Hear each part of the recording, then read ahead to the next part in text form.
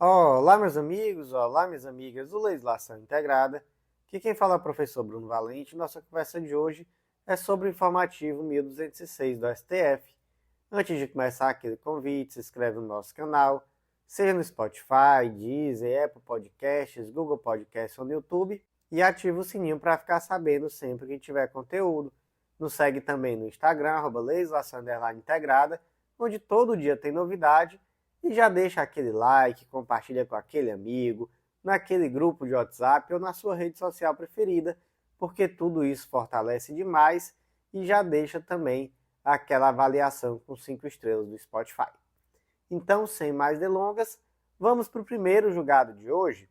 E o primeiro julgado de hoje diz respeito à Lei 14.195 de 2021, destaque da seguinte forma: é constitucional a reformulação do regime jurídico da atividade de tradutor e intérprete público promovida pela Lei 14.095 de 2021, ressalvada a necessidade de regulamentação objetiva da dispensa do concurso de aptidão com base em grau de excelência em exames nacionais e internacionais de proficiência. Certo, essa Lei 14.095 de 2021 trata sobre uma reformulação da atividade de tradutor juramentado, que é uma atividade privada, mas que é feita em colaboração com o poder público.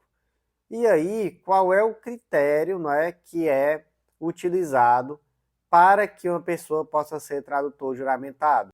É a aprovação em um concurso.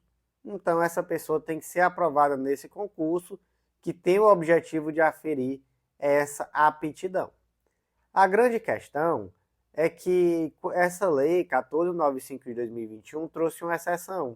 Disse assim, a exigência do concurso prevista no inciso 4 poderá ser dispensada àqueles que obtiverem grau de excelência em exames nacionais e internacionais de proficiência, nos termos do regulamento do Departamento Nacional de Registro Empresarial e integração da Secretaria de Governo Digital da Secretaria Especial de Desburocratização, Gestão e Governo Digital do Ministério da Economia.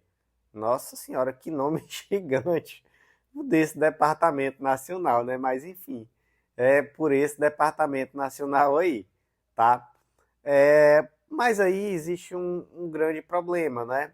O que seria esse grau de excelência em exames nacionais e internacionais de proficiência? E aí, gente, vocês podem imaginar que aquelas pessoas que estão aprovadas em concursos como tradutores juramentados, essas pessoas com certeza ficariam bem chateadas de outras pessoas não aprovadas em concurso poderem também ser tradutores juramentados. É uma questão, né, gente, de reserva de mercado, mas também é uma questão de respeito ao princípio do concurso público, lá do artigo 37, inciso 2 da Constituição Federal. Gente, qual foi o resultado aqui? O que o STJ falou sobre tudo isso? Desculpa, o STF. O STF falou que a lei em si é constitucional. Não tem problema, prever essa questão da possibilidade de atuação da pessoa mesmo sem aprovação no concurso específico, mas tendo essa proficiência, mas é necessário um regulamento. Então, tem que primeiro regulamentar para dizer o que é exatamente essa proficiência, o que seria exatamente essa aprovação em exame nacional ou internacional de proficiência. Então, a técnica decisória aqui foi interpretação conforme a Constituição. É constitucional desde que a leitura feita aqui seja a de que é necessário um regulamento que traga critérios objetivos. E aí suspendeu-se as validações por proficiência até a edição desse regulamento. Então, como é que ficou o destaque? É constitucional a regulação do regime jurídico da atividade de tradutor e intérprete público promovida pela Lei 14.095 de 2021, ressalvada a necessidade de regulamentação objetiva da dispensa do concurso de aptidão com base em grau de excelência em exames nacionais e internacionais de proficiência. Seguindo em frente, Vamos para o próximo julgado. Ele foi inserido na Lei 8.080 de 90, que é a Lei do Sistema Único de Saúde. E aqui, gente, nós temos, na verdade, uma alteração da tese de repercussão geral, tema 1234 do STF, que é uma tese importantíssima. Não é que ela trata sobre a questão da dispensação de medicamentos pelo poder público, né? Aquela tese super gigante que a gente fez um podcast aqui praticamente só para falar dela. E foram duas alterações, tá? Que dizem respeito especificamente a medicamentos oncológicos, né? Medicamentos de câncer. Então, vou fazer assim. Eu vou ler como é que estava o texto da tese, tá? E como é que ficou. Então, o tópico aqui é o tópico 3, que trata do custeio. Então, a redação era assim: para fins de ressarcimento interfederativo, quanto aos medicamentos para o tratamento oncológico, as ações ajuizadas previamente a 10 de junho de 2024 serão ressarcidas pela União na proporção de 80% do valor total pago por estados e municípios, independentemente do trânsito em julgado da decisão, a ser implementado mediante ato do Ministério da Saúde, previamente pactuado em instância tripartite, no prazo de até 90 dias. O ressarcimento, para os casos posteriores a 10 de junho de 2024, deverá ser pactuado na CIT no mesmo prazo. Então, basicamente, imagina que estado ou município foram condenados a fornecer um determinado medicamento oncológico. O que a tese diz? Que a União deve ressarcir 80% desse valor. Mas aqui existia um limite temporal, né? Seria 80% do valor até 10 de junho de 2024. Passado esse prazo, teria que ser feito um novo acordo interfederativo com o objetivo de definir como ficaria. O que mudou? Mudou, gente, basicamente, que não teve esse acordo até o momento, né?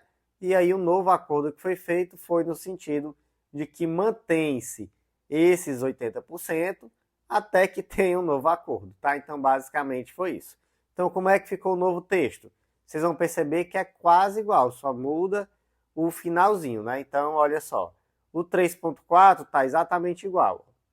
Para fins de ressarcimento interfederativo, quanto a medicamentos para tratamento oncológico, as ações ajuizadas previamente a 10 de junho de 2024 serão ressarcidas pela União na proporção de 80% do valor total pago por estados e por municípios, independentemente do trânsito em julgado da decisão, implementado pelo Ministério da Saúde, previamente pactuado em instância tripartite. Aí o que muda é o 3.5. O ressarcimento envolvendo tratamentos oncológicos para os casos ajuizados posteriormente a 10 de junho de 2024 está mantido no percentual de 80%, até que ocorra alteração pelos entes federativos em acordo realizado na CIT e posteriormente chancelado pelo STF, ou seja, vai ficar em 80% até termos um novo acordo sobre o assunto. Beleza. Então aqui foi sobre custeio, né?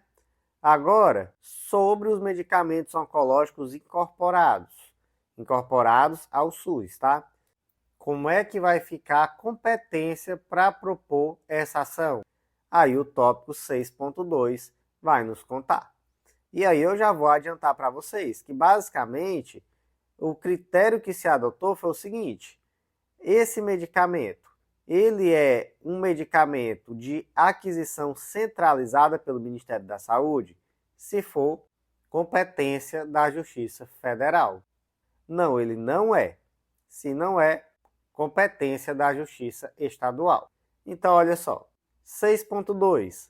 A competência jurisdicional quanto às demandas referentes aos fármacos para tratamento oncológico incorporados no SUS será 1.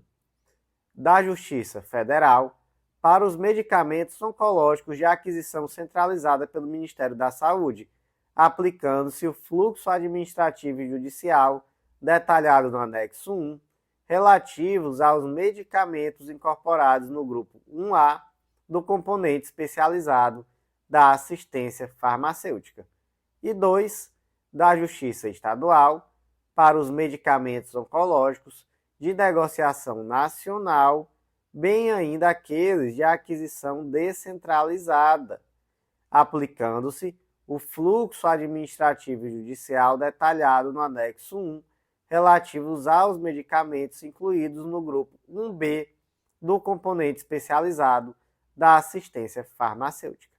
Então, entenderam, gente? A questão aqui é saber como é que se dá a aquisição. Se for uma aquisição centralizada, faz todo sentido que a competência seja da Justiça Federal. Se não for uma aquisição centralizada, se for uma aquisição descentralizada, aí nós temos uma competência da Justiça Estadual. E antes de seguir em frente, eu vou fazer aquele convite bem especial.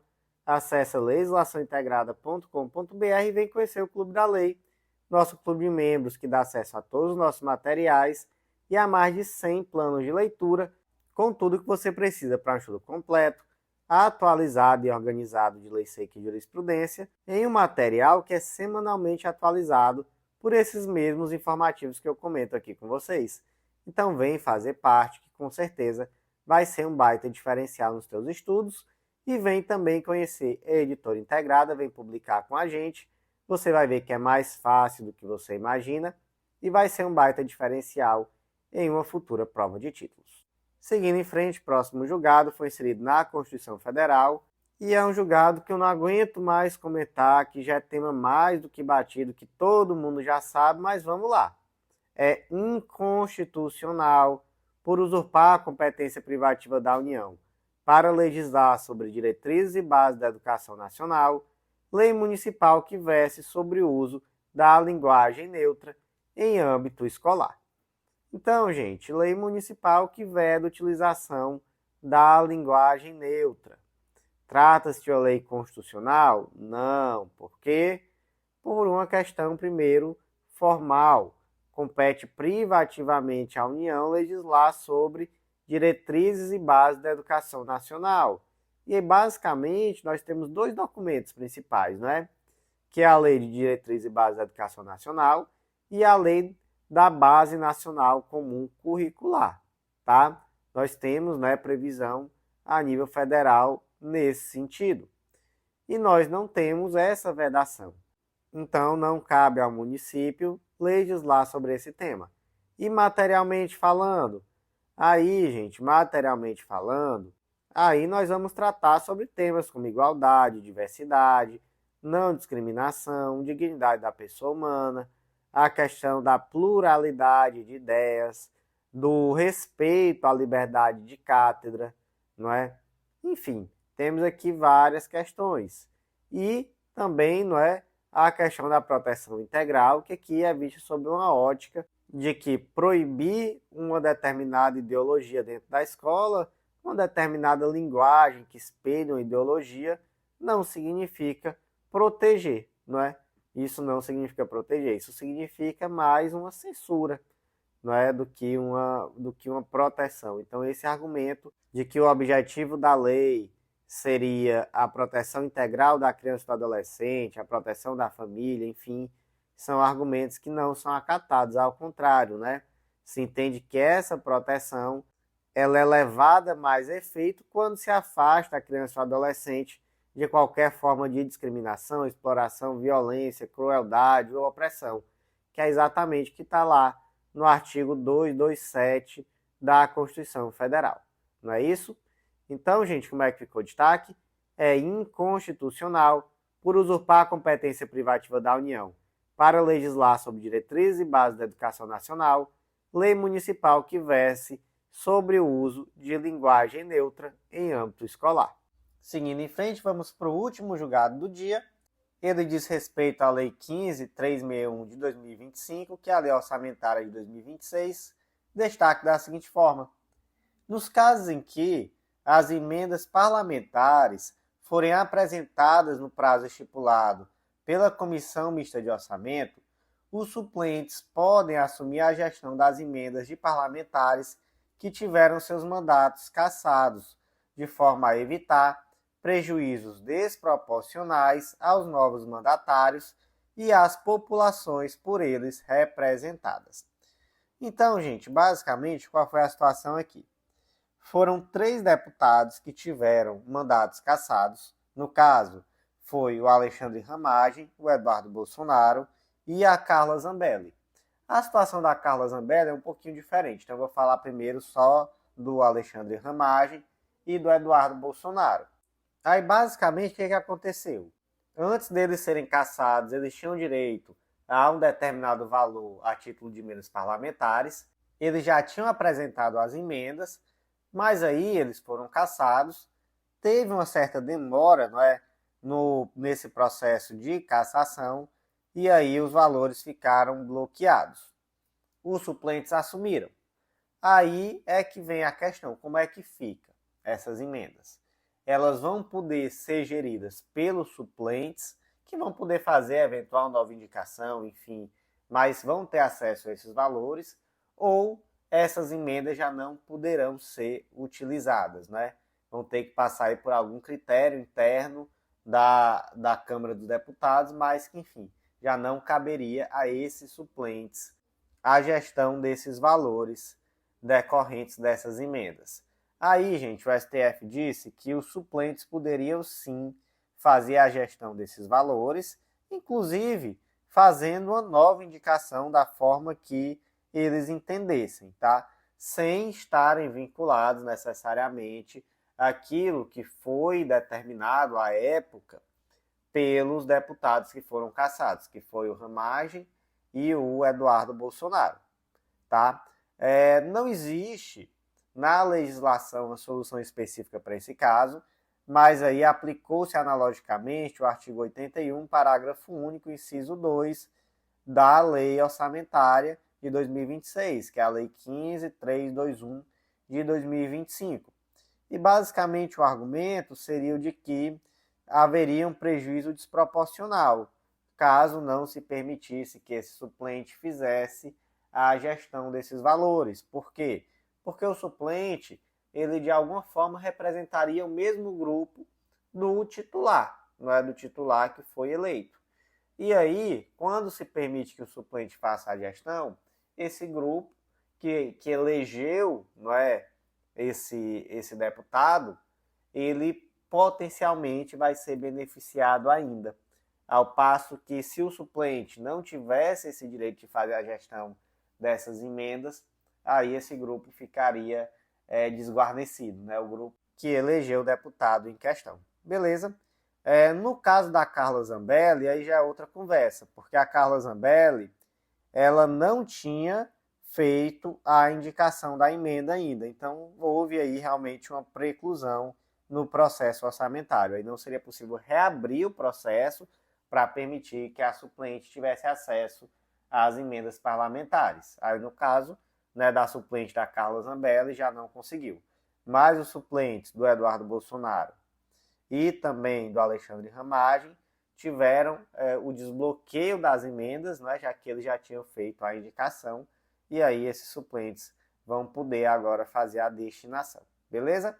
Então, como é que ficou o destaque?